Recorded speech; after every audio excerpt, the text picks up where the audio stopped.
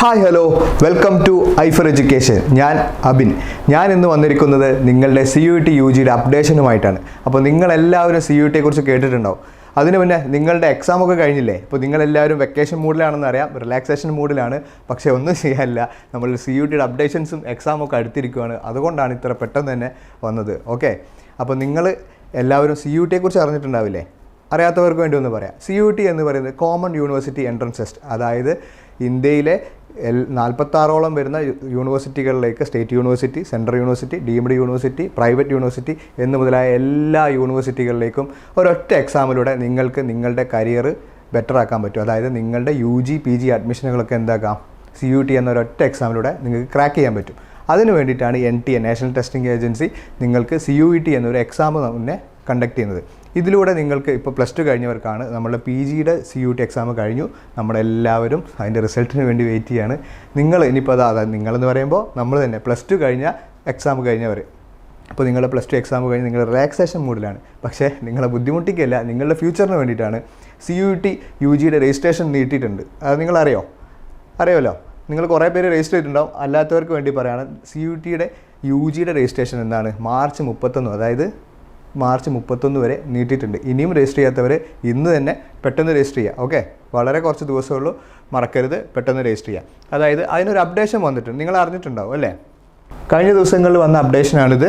അതായത് exam registration നീട്ടിയിട്ടുണ്ട്. അതായത്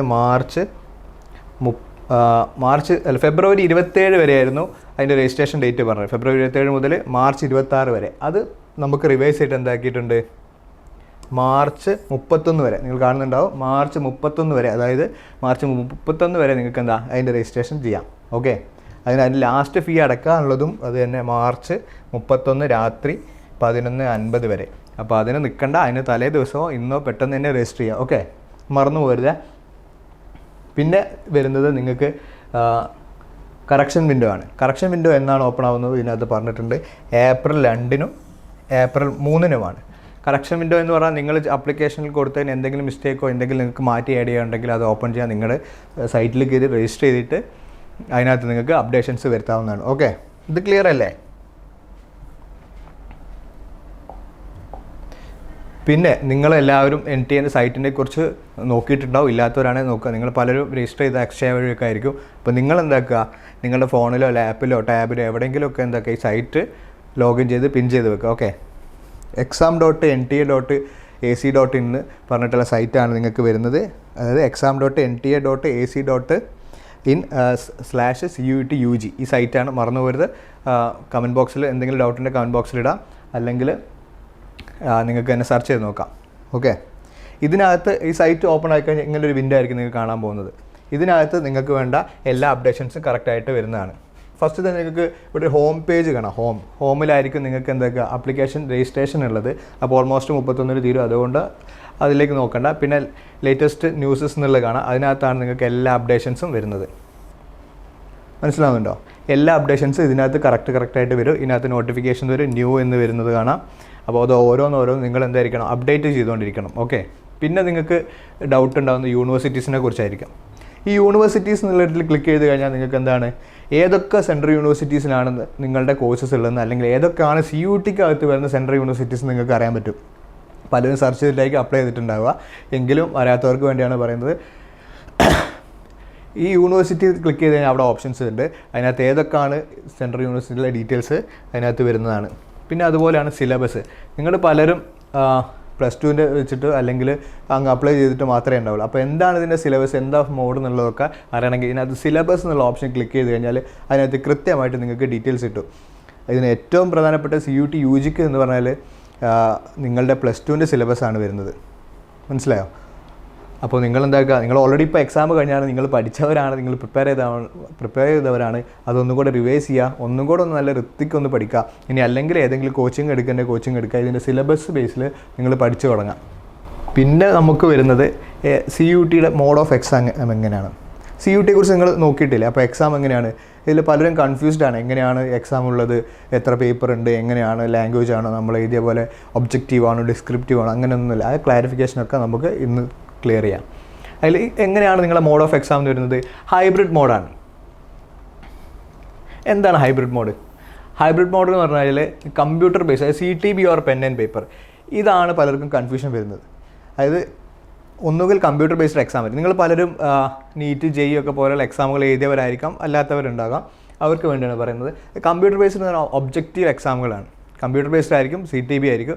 UGC net CUT PG ഒക്കെ ഒരേ പാറ്റേണിലാണ് പോകുന്നത്. പക്ഷേ ഇതിൻ്റെ വ്യത്യാസം വരുന്നത് ഇവിടെ പെൻ ആൻഡ് പേപ്പർ എന്നുള്ള ഓപ്ഷനും കൂടെ ഉണ്ട്. അതായത് അത് പറയുന്നത് എങ്ങനെയാണ്, ഏറ്റവും കൂടുതൽ ആളുകൾ ഏത് മോഡിനാണോ സെലക്ട് ചെയ്യുന്നത്. ഇപ്പോൾ നിങ്ങൾ ഒരു 100 പേര് പെൻ ആൻഡ് പേപ്പർ ആണ് ചൂസ് ചെയ്യുന്നതെങ്കിൽ പെൻ ആൻഡ് പേപ്പർ ആയിട്ട് എക്സാം നടക്കും. ഇനി CTB ആണ്, കമ്പ്യൂട്ടർ ബേസ്ഡ് ആണ് നിങ്ങൾക്ക് വേണ്ടതെങ്കിൽ, ഏറ്റവും കൂടുതൽ ആളുകൾ സെലക്ട് ചെയ്തത് കമ്പ്യൂട്ടർ ബേസ്ഡ് ആണെങ്കിൽ കമ്പ്യൂട്ടർ ബേസ്ഡിലായിരിക്കും എക്സാം. അത് പിന്നീട് അനൗൺസ് ചെയ്യുമെന്നാണ് പറഞ്ഞത്. അത് ക്ലിയർ അല്ലേ? പിന്നെ നമുക്ക് വരുന്നത് ഇവിടെ നോക്കിയാൽ മീഡിയം, അതായത് മോഡ് ഓഫ് എക്സാം എങ്ങനെയാണ്. അതായത് ഇവിടെ കറക്റ്റ് ഞാനിപ്പോൾ പറഞ്ഞ ഒബ്ജക്റ്റീവ് ടൈപ്പ് അഥവാ മൾട്ടിപ്പിൾ ചോയ്സസ് ആണ് വരുന്നത്. അതിൽ ഡൗട്ടൊന്നുമില്ലല്ലോ, അത് ക്ലിയർ ആയില്ലേ? ഇപ്പോൾ ക്ലിയർ ആയെന്ന് വിചാരിക്കുന്നു. പിന്നെ മോഡ് ഓഫ് എക്സാം നിങ്ങൾക്ക് 3 പേപ്പറാണ് ഉണ്ടാവുക. അതായത് നിങ്ങളുടെ ഡൊമൈൻ പേപ്പർ, നിങ്ങളിപ്പോൾ chemistry, maths, physics, history, political science ഏത് സബ്ജക്റ്റ് ആണെങ്കിലും അതിൻ്റെ ഒരു പേപ്പർ ഉണ്ടാകും. അതിന് പുറമെ നിങ്ങൾക്ക് ഒരു ജനറൽ പേപ്പർ ഉണ്ടാവും, ഒരു ലാംഗ്വേജ് പേപ്പർ ഉണ്ടാവും. ലാംഗ്വേജ് പേപ്പർ എന്ന് നിങ്ങൾക്ക് മലയാളം, ഇംഗ്ലീഷ്, ഹിസ്റ്ററി പല തുടങ്ങിയ ഹിന്ദി തുടങ്ങിയ ഏത് ഭാഷ വേണമെങ്കിൽ നിങ്ങൾക്ക് സെലക്ട് ചെയ്യാൻ പറ്റും. ഇതിനകത്ത് നമുക്ക് കൊടുത്തിരിക്കുന്നത് മീഡിയം എന്ന് പറഞ്ഞാൽ 13 ലാംഗ്വേജസ് ആണ്. ആസാമീസ് വരുന്നത്, ബംഗാളി, ഇംഗ്ലീഷ്, ഗുജറാത്തി, ഹിന്ദി, കന്നഡ, മലയാളം. നമുക്ക് മലയാളത്തിലും എക്സാം എഴുതാൻ പറ്റും. ആ ഓപ്ഷനും ഇതിനകത്ത് അവൈലബിൾ ആണ്. മറാഠി വരുന്നുണ്ട്, പഞ്ചാബി വരുന്നുണ്ട്, ഒഡീഷ്യ, തമിഴ്, തെലുങ്ക് ആൻഡ് ഉറുദു. ഇത്തരത്തിൽ വരുന്ന 13 ഭാഷകളാണ് നിങ്ങൾക്ക് സെലക്ട് ചെയ്യാൻ പറ്റുക ലാംഗ്വേജിൽ. അതായത് 3 പേപ്പറിൽ ഒരു ലാംഗ്വേജിൽ ഒരു പേപ്പർ. ഇതിൽ 13 സബ്ജക്റ്റിൽ ഏത് വേണമെങ്കിലും നിങ്ങൾക്ക് ചൂസ് ചെയ്യാൻ പറ്റുന്നതാണ്. പിന്നെ സിലബസിനെ കുറിച്ച് പറയാം. ലാംഗ്വേജ് സിലബസിൻ്റെ അകത്ത് എന്താണ്, ലാംഗ്വേജ് നിങ്ങൾ +2 ബേസിൽ പഠിച്ച സിലബസൊക്കെ തന്നെയാണ് വരുന്നത്. അതായത് ഇതിനകത്ത് വരുന്ന ത്രൂ റീഡിങ് കോംപ്രഹെൻഷൻ നിങ്ങളുടെ ഇംഗ്ലീഷ് എക്സാമിലും മലയാളത്തിലൊക്കെ എഴുതി അതേ പാരഗ്രാഫ് ബേസിൽ വരുന്ന ക്വസ്റ്റ്യൻസ് ആണ് അതിനകത്ത് വരുന്നത്. പിന്നെ അതിൽ പാസീവ് ഇതിലൊക്കെ വരുന്നതാണ്. പിന്നെ ലിറ്റററി ആൻഡ് നേറ്റിവിറ്റി ഉണ്ടാവും, ലിറ്റററി ആപ്റ്റിറ്റ്യൂഡ് വരുന്നുണ്ട്. ഇതൊക്കെ നിങ്ങൾ +2 പഠിച്ച സെയിം സാധനമാണ്. ഇതിൻ്റെ സിലബസ് എടുത്ത് നോക്കിക്കഴിഞ്ഞാൽ നിങ്ങൾക്ക് കറക്റ്റായിട്ട് അതിനെക്കുറിച്ചൊരു ധാരണ കിട്ടും, എന്തൊക്കെയാണ് അതിനകത്ത് വരുന്നത് എന്നുള്ളത്. പിന്നെ ജനറൽ ടെസ്റ്റ് ആണ് നിങ്ങൾക്ക് പലർക്കും കൺഫ്യൂഷൻ വരുന്നത്. എന്താണ് ജനറൽ ടെസ്റ്റ് എന്ന് പലർക്കും അറിയില്ല, എന്താണ് അതിൻ്റെ മോഡ് എന്നുള്ളത്. അപ്പോൾ അത് സിലബസ് നോക്കിക്കഴിഞ്ഞാൽ നിങ്ങൾക്ക് മനസ്സിലാവും. നിങ്ങൾക്ക് മനസ്സിലാവാത്ത രീതിയൊക്കെ ആണെങ്കിൽ നിങ്ങൾ എന്തായിട്ട് എന്താക്കുക, ഒരു കോച്ചിങ്ങോ അല്ലെങ്കിൽ ഓൺലൈൻ കോച്ചിങ്ങോ അല്ലെങ്കിൽ യൂട്യൂബ് ക്ലാസ്സസ് ഒക്കെ അവൈലബിൾ ആണ്, അത് നോക്കിയാൽ മതി. ഓക്കെ, ജനറൽ ടെസ്റ്റിനകത്ത് വരുന്നത് എന്തൊക്കെയാണ് നോക്കുക. ജനറൽ നോളജ് വരുന്നുണ്ട്, അതായത് നിങ്ങൾ +2 വരെ പഠിച്ചതിനകത്തുള്ള കംപ്ലീറ്റ് ആയിട്ടുള്ള ജനറൽ നോളജ് വരുന്നുണ്ട്. പിന്നെ കറണ്ട് അഫെയർസ് വരുന്നുണ്ട്, ജനറൽ മെൻ്റൽ എബിലിറ്റി വരുന്നുണ്ട്, പിന്നെ ന്യൂമറിക്കൽ എബിലിറ്റി വരുന്നുണ്ട്, ക്വാണ്ടിറ്റേറ്റീവ് റീസണിങ്, അങ്ങനെ തുടങ്ങിയ കുറച്ച് കാര്യങ്ങളാണ് വരുന്നത്. അത് പലരും കൺഫ്യൂസ്ഡ് ആവേണ്ട ആവശ്യമില്ല, പേടിക്കേണ്ട ആവശ്യമില്ല. നിങ്ങൾക്ക് അതിൻ്റെയൊക്കെ ക്ലാസ്സസ് യൂട്യൂബിൽ അവൈലബിൾ ആണ്. പലരും ചെയ്യുന്ന നമ്മുടെ ഐഫർ ചെയ്യുന്ന വീഡിയോസ് നിങ്ങൾക്ക് അതിന് അവൈലബിൾ ആണ്. പിന്നെ ഇതിൻ്റെയൊക്കെ കോച്ചിങ് നിങ്ങൾക്ക് അവൈലബിൾ ആണ്. കൺഫ്യൂഷൻ ഉണ്ടെങ്കിൽ നിങ്ങൾ പേടിക്കേണ്ട, നല്ലൊരു കോച്ചിങ് എടുത്താൽ മാത്രം മതി. രജിസ്ട്രേഷൻ്റെ നേരത്തെ പറഞ്ഞു, നിങ്ങളുടെ സൈറ്റ് അവിടെ കൃത്യമായിട്ട് കൊടുത്തിട്ടുണ്ട്. ഇൻ കേസ് ഡൗട്ട് ഉണ്ടെങ്കിൽ നിങ്ങൾ ഒന്നുകിൽ സ്ക്രീൻഷോട്ട് എടുത്ത് വെക്കുക, അല്ലെങ്കിൽ ഒന്ന് സെർച്ച് ചെയ്ത് നോക്കുക. എന്താണെന്ന് നോക്കുക, exam.nta.ac.in/CUET-UG എന്നാണ്. CUET-UG. ഒന്നുകൂടെ പറയാം, ഇത് ക്ലിയർ ആണോ നോക്കട്ടെ. exam.nta.ac.in/CUET-UG. ഈ സൈറ്റിൽ കയറിയാൽ അങ്ങനെ ഉണ്ടാവും എന്നുള്ളത് ഞാൻ നേരത്തെ കാണിച്ചു തന്നു. വേണമെങ്കിൽ ഒന്നുകൂടെ കാണിച്ചു തരാം. ഇതാണ് സൈറ്റിൻ്റെ ഒരു പിക്ചർ. ഇതിനെക്കുറിച്ച് നമ്മളിപ്പോൾ പറഞ്ഞിട്ടുള്ളൂ.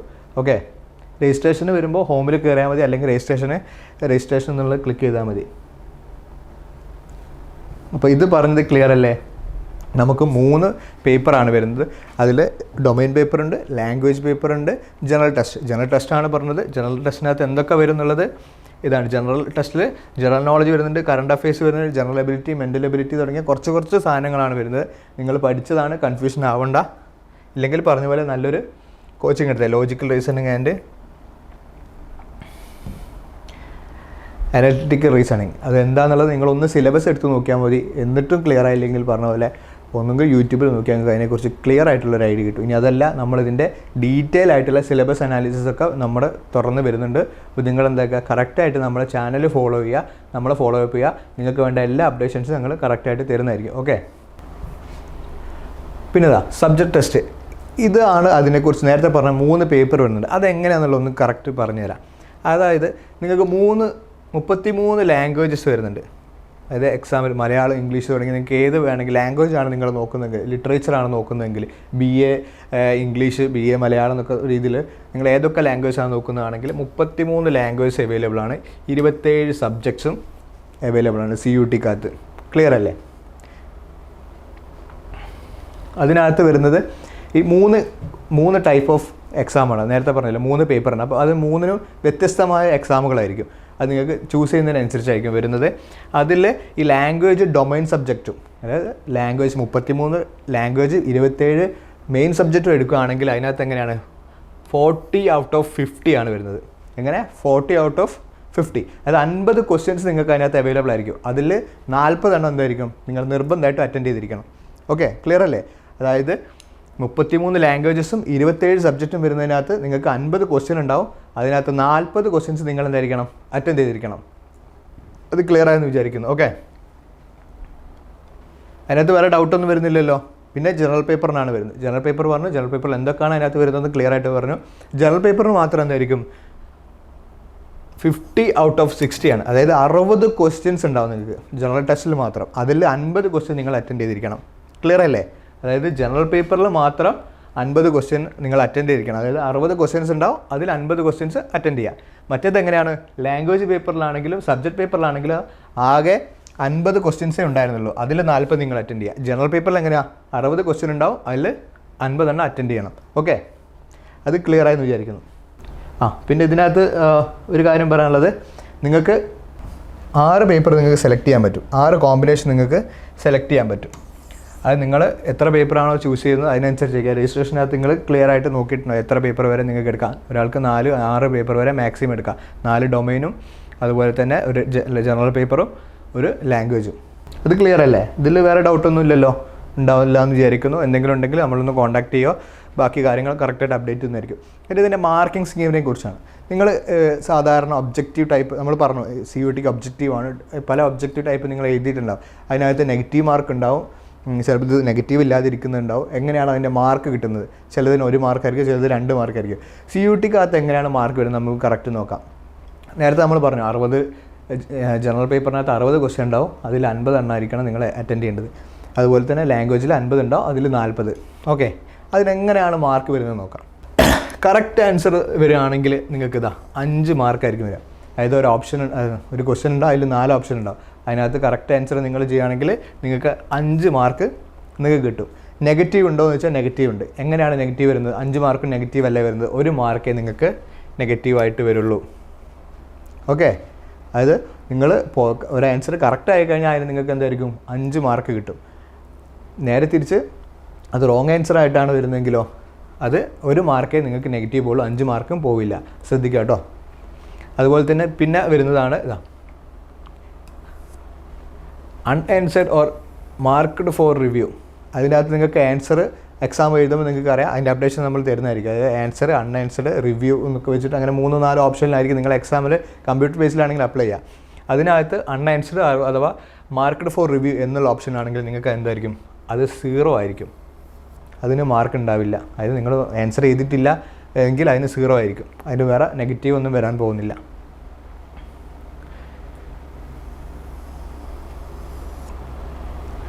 അതായത് മോർ ദാൻ 1 ആൻസർ, അതായത് നിങ്ങളിപ്പോൾ ഒരു ക്വസ്റ്റ്യന് 4 ഓപ്ഷൻ വന്നു, അതിനകത്ത് എന്താണ് 2 ആൻസറും കറക്റ്റ് ആണെങ്കിൽ, 2 ആൻസറും കറക്റ്റ് ആണെന്ന് നിങ്ങൾക്ക് തോന്നുകയാണെങ്കിൽ അതിൽ ഏതെങ്കിലും ഒന്ന് സെലക്ട് ചെയ്ത് എന്താണ് നിങ്ങൾക്ക് മാർക്ക് കിട്ടും. മനസ്സിലായോ? അത് ചിലപ്പോൾ ചില ക്വസ്റ്റ്യൻസ് മിസ്റ്റേക്ക് കാരണം 2 ആൻസറും കറക്റ്റായിട്ട് വരും. 4 ഓപ്ഷനകത്ത് 2ഉം കറക്റ്റായിട്ട് വരികയാണെങ്കിൽ നിങ്ങൾക്ക് എന്താണ് അതിൽ ഏതെങ്കിലും ഒന്ന് ചൂസ് ചെയ്താൽ നിങ്ങൾക്ക് അതിൻ്റെ മാർക്ക് കിട്ടും. ഓക്കെ, പിന്നെ അതുപോലെ തന്നെ ഇപ്പോൾ 4 ഓപ്ഷനും കറക്റ്റ് ആണെങ്കിൽ നിങ്ങൾക്ക് എന്താക്കാം, അതിലേതെങ്കിലും ഒന്ന് സെലക്ട് ചെയ്താൽ എന്താവും നിങ്ങൾക്ക് മാർക്ക് ലഭിക്കുന്നതായിരിക്കും. പിന്നെ ഉള്ളത് 5-ാമത്താണ്. ഇത് കുറച്ച് ഇമ്പോർട്ടൻ്റ് ആണ് കേട്ടോ. If more than 1 option found to correct options അല്ല. ഈ ഒരു ഇതിലോട്ട് വരുമ്പോൾ നിങ്ങൾ എന്താണ് ശ്രദ്ധിക്കേണ്ടത് പറഞ്ഞാൽ ഇവിടെ കൊടുത്തിരിക്കുന്നുണ്ട് candidate who attempt or drop the questions എന്നാണ്. A question is dropped than all candidates who have attempted എന്നാണ്. അതായത് നിങ്ങൾക്കിപ്പോൾ തന്ന ക്വസ്റ്റ്യൻസിനകത്ത് നിങ്ങൾ തെറ്റാണ്, നിങ്ങളെ ക്വസ്റ്റ്യൻ അറ്റൻഡ് ചെയ്തു, ആ ക്വസ്റ്റ്യനോ അല്ല അതിൻ്റെ ആൻസറോ കംപ്ലീറ്റ്ലി തെറ്റാണെങ്കിൽ നിങ്ങളത് അറ്റൻഡ് ചെയ്തിട്ടുണ്ടെങ്കിൽ എന്തായിരിക്കും, നിങ്ങൾക്ക് അതിനെന്തായിരിക്കും മാർക്ക് ലഭിക്കുന്നതായിരിക്കും. അല്ല നിങ്ങളത് ആൻസർ ചെയ്തിട്ടില്ലെങ്കിൽ എന്താ, നിങ്ങൾക്ക് അതിൻ്റെ മാർക്ക് ലഭിക്കുന്നതായിരിക്കില്ല. അപ്പോൾ ഇത് ക്ലിയർ ആയിരിക്കും ഞാൻ വിചാരിക്കുന്നു. അപ്പോൾ എന്തൊക്കെയാണ് നമ്മൾ ഡിസ്കസ് ചെയ്യുന്നുള്ളത് വേണമെങ്കിൽ ഒന്നും കൂടെ ഒന്ന് പറയാം. ഓക്കെ,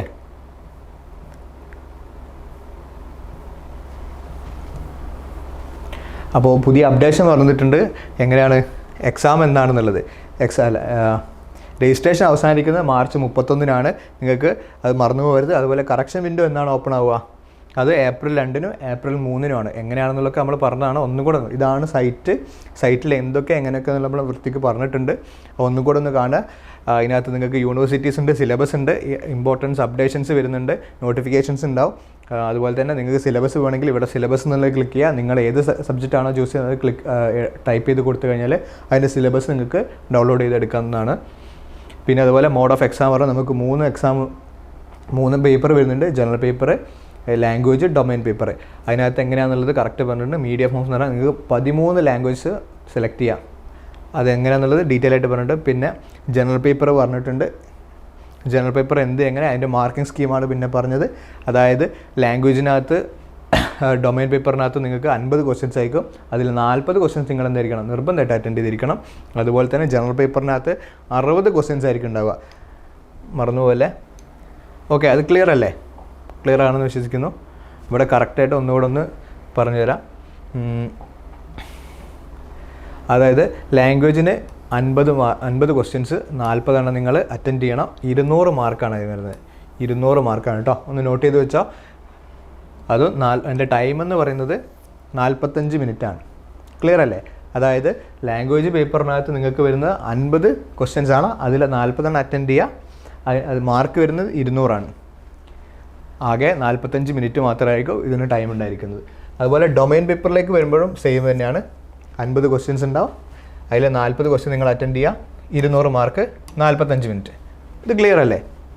പിന്നെ വരുന്നതാണ് സെലക്റ്റഡ് സബ്ജക്റ്റ്. അതായത് ഏതൊക്കെ നോക്കുക, accountancy, economics, physics, computer science, informatics practice, പിന്നെ കെമിസ്ട്രി, മാത്തമാറ്റിക്സ്, അപ്ലൈഡ് മാത്തമാറ്റിക്സ്. ഇത്തരം സബ്ജക്റ്റ്, അതായത് 1, 2, 3, 4, 5 ഇങ്ങനെ വരുന്ന ഇത്തരം സബ്ജക്റ്റുകൾക്ക് മാത്രം എന്തായിരിക്കും 50 ക്വസ്റ്റ്യൻസിൽ 40 തന്നെ ഉണ്ടായിരിക്കും. ടൈമിലാണ് വ്യത്യാസം വരുന്നത്. 50 ക്വസ്റ്റ്യൻ തന്നെയാണ്. 50ൽ 40 ക്വസ്റ്റ്യൻ അറ്റൻഡ് ചെയ്യുക, 200 മാർക്ക്. വ്യത്യാസം വരുന്നത് ഇവിടെയാണ്. ഇതിന് മാത്രം 15 മിനിറ്റ് അധികം കിട്ടും. 60 മിനിറ്റ് ആയിരിക്കും ഉണ്ടാകുന്നത്. 60 മിനിറ്റിൽ 15 മിനിറ്റ് ആയിരിക്കും ഇതിന് അധികം കിട്ടുന്നത്. ബാക്കി എല്ലാ സബ്ജക്റ്റിനും 45 മിനിറ്റാണ് വരുന്നത്. ഇത് കുറച്ച് പ്രാക്ടീസ് ചെയ്യേണ്ട ക്വസ്റ്റ്യൻസാണ് ഇതിനകത്ത് വരുന്ന സബ്ജക്റ്റ് ആയതുകൊണ്ടാണ് ഇതിന് 60 മിനിറ്റ് 15 മിനിറ്റ് അധികം കൊടുത്തത്. ഓക്കെ, അത് ക്ലിയർ അല്ലേ? പിന്നെ അപ്പോൾ ഇത്രയും നേരം പറഞ്ഞ് നിങ്ങൾക്ക് കൃത്യമായിട്ട് മനസ്സിലായിട്ടുണ്ടാവും വിചാരിക്കുന്നു. എന്തെങ്കിലും ഉണ്ടെങ്കിൽ നമ്മളെ കോൺടാക്ട് ചെയ്താൽ മതി. അതുപോലെ തന്നെ നമ്മൾ കോച്ചിങ് പ്രൊവൈഡ് ചെയ്യുന്നുണ്ട്. നിങ്ങൾ CUT PG ആയിരുന്നു നമ്മൾ ചെയ്തുകൊണ്ടിരുന്നത്. ഈ പ്രാവശ്യം ഞങ്ങൾ UGക്കും ചെയ്യുന്നുണ്ട്. നിങ്ങൾ എന്താക്കുക, കൃത്യമായിട്ട് ഞങ്ങളുടെ ചാനൽ ഫോളോ ചെയ്യുക, യൂട്യൂബ് കറക്റ്റ് ഫോളോ ചെയ്യുക. നമ്മൾ UGൻ്റെ കോഴ്സ് പ്രൊവൈഡ് ചെയ്യുന്നുണ്ട്. ജനറൽ പേപ്പറാണ് മെയിനായിട്ട് ഫോക്കസ് ചെയ്യുന്നത്. 2499 നമ്മളെന്താക്കി, കുറഞ്ഞ ടൈം ആയതുകൊണ്ട് ക്രാഷിലേക്ക് മാറ്റി 799 നമ്മൾ പ്രൊവൈഡ് ചെയ്യുന്നുണ്ട്. എന്തൊക്കെയാണ് നമ്മൾ പ്രൊവൈഡ് ചെയ്യുന്നത് എന്നാൽ 1-to-1 മെൻറ്ററിങ്. നിങ്ങൾക്കറിയാം, ഇപ്പോൾ എല്ലാ കോച്ചിങ്ങുകൾക്കും നിങ്ങൾക്ക് ഇൻഡിവിജ്വൽ ആയിട്ടൊരു മെൻറ്ററിങ് ആവശ്യമായിരിക്കും. സബ്ജക്റ്റിൽ എക്സ്പെർട്ടായ ആളുകളെ നിങ്ങൾക്ക് വിളിച്ചിട്ട് അവരോട് ഡൗട്ട് ചോദിക്കാം. നിങ്ങൾക്ക് വേണ്ട എല്ലാ അപ്ഡേറ്റ്സും അവർ തരുന്നതായിരിക്കും. നിങ്ങൾക്ക് എപ്പോൾ വേണമെങ്കിലും അവരെ കോൺടാക്ട് ചെയ്യാം. എന്നതാണ് നമ്മൾ 1-to-1 മെൻറ്ററിങ്ങിൽ ഉദ്ദേശിക്കുന്നത്. കൃത്യമായൊരു സ്റ്റഡി പ്ലാൻ, അതായത് സിലബസ് ബേസ് ചെയ്തിട്ട് സിലബസ് നിങ്ങൾക്ക് വൃത്തിയായിട്ട് നിങ്ങൾക്ക് എങ്ങനെയൊക്കെ പഠിക്കണമെന്നും ഏതൊക്കെ രീതിയിൽ പഠിക്കണം എന്നുള്ളതിൻ്റെ കൃത്യമായൊരു സ്റ്റഡി പ്ലാൻ നിങ്ങൾക്ക് തരുന്നതായിരിക്കും. അതുപോലെ തന്നെ PYQ ഡിസ്കഷൻ, പ്രീവിയസ് ഇയർ ക്വസ്റ്റ്യൻസും മറ്റ് യൂണിവേഴ്സിറ്റികളുടെ ക്വസ്റ്റ്യൻസൊക്കെ വെച്ചിട്ട് ഒരു അടിപൊളിയായിട്ടുള്ളൊരു മെറ്റീരിയൽ നമ്മൾ ക്രിയേറ്റ് ചെയ്തിട്ടുണ്ട്. ആ പ്രീവിയസ് ഇയർ ക്വസ്റ്റ്യൻസും ഈ കോഴ്സിനകത്ത് അവൈലബിൾ ആയിരിക്കും. പിന്നെ ലൈവ് റെക്കോർഡ് ക്ലാസ്സസ്, അതായത് സൂമിലായിരിക്കും നമുക്ക് ലൈവ് ക്ലാസ് ഉണ്ടായിരിക്കുന്നത്. അതുപോലെ തന്നെ അതിൻ്റെ റെക്കോർഡിങ്സ് അവൈലബിൾ ആണ്. അതിന് പുറമെ സബ്ജക്റ്റ് ആയിട്ടുള്ള റെക്കോർഡിംഗ് ക്ലാസ്സസ് നമുക്ക് അവൈലബിൾ ആണ്. പിന്നെ ഡെയിലി ടെസ്റ്റ്, നിങ്ങൾക്ക് ടെസ്റ്റിലേക്ക് എത്തുമ്പോൾ നിങ്ങൾക്ക് ഡെയിലി പ്രാക്ടീസ് ചെയ്യാനുള്ള ടെസ്റ്റസ് ഉണ്ടാവും. അപ്പോൾ ഡെയിലി എക്സാം എന്ന് പറഞ്ഞാൽ എന്താ, മാക്സിമം ക്വസ്റ്റ്യൻസ് പ്രാക്ടീസ് ചെയ്യുന്നുള്ളത്. അതിന് വേണ്ടിയിട്ട് എന്താണ് നമ്മൾ ഡെയിലി ടെസ്റ്റ് പ്രൊവൈഡ് ചെയ്യുന്നുണ്ട്. അതുപോലെ തന്നെ നമുക്ക് എന്താണ് ഒരു വീക്ക്ലി പ്രാക്ടീസ് ടെസ്റ്റ് ഉണ്ടാവും. അതുപോലെ തന്നെ മെഗാ മോക്കും ഉണ്ടാവും. ഓക്കെ, ക്ലിയർ അല്ലേ? ഇത്രയും കാര്യങ്ങളാണ് നമ്മൾ ഈ ഒരു ചെറിയൊരു ഫീസിനുള്ളിൽ ചെറിയൊരു കോഴ്സ് കൊണ്ട് നിങ്ങൾക്ക് തരുന്നത്. മാക്സിമം നിങ്ങളെല്ലാവരും സെൻട്രൽ യൂണിവേഴ്സിറ്റികളിലേക്ക് എത്തിക്കുക എന്ന് തന്നെയാണ് നമ്മളുടെ ഉദ്ദേശവും. അപ്പോൾ നിങ്ങളുടെ കൂടെ ഞങ്ങളും ഉണ്ടാകും. അപ്പോൾ ഒരു തരത്തിലും ഞങ്ങൾ വെറുതെ ഇരിക്കില്ല, നിങ്ങളെ വെറുതെ വിടാനും പോകുന്നില്ല. നിങ്ങൾക്ക് നല്ല രീതിയിൽ അല്ലെങ്കിൽ നിങ്ങൾ ബെസ്റ്റ് ആയിട്ടുള്ള ഓപ്പർച്യൂണിറ്റി സെൻട്രൽ യൂണിവേഴ്സിറ്റികളിൽ എത്തിക്കാനും നിങ്ങൾക്ക് എത്താനും ഞങ്ങൾ എന്നും ഉണ്ടാകും. അതുപോലെ തന്നെ നമ്മുടെ ടീം അവൈലബിൾ ആണ്, നമുക്ക് വലിയ ടീം തന്നെ ഇതിനകത്തുണ്ട്. അപ്പോൾ കൂടുതൽ വിവരങ്ങൾക്ക് നമ്മൾ കോൺടാക്റ്റിൽ കൊടുത്ത നമ്പറിൽ കോൺടാക്ട് ചെയ്യുക, ഇപ്പോൾ തന്നെ അഡ്മിഷൻ എടുക്കുക. ഓക്കെ, ക്ലിയർ അല്ലേ? അപ്പോൾ ഇതുവരെ പറഞ്ഞതിനകത്ത് നിങ്ങൾക്ക് ഒരു ഡൗട്ട് ഉണ്ടാവില്ല എന്ന് വിചാരിക്കുന്നു. ഞങ്ങൾ ഇതിൽ നിർത്തുന്നില്ല. അപ്പോൾ ഇനി വരും ദിവസങ്ങളിൽ ഇതിൻ്റെ കൂടുതൽ അപ്ഡേഷൻസ് ആയിട്ട് ഞങ്ങളുണ്ടാകും. അപ്പോൾ once again thank you all. Thank U.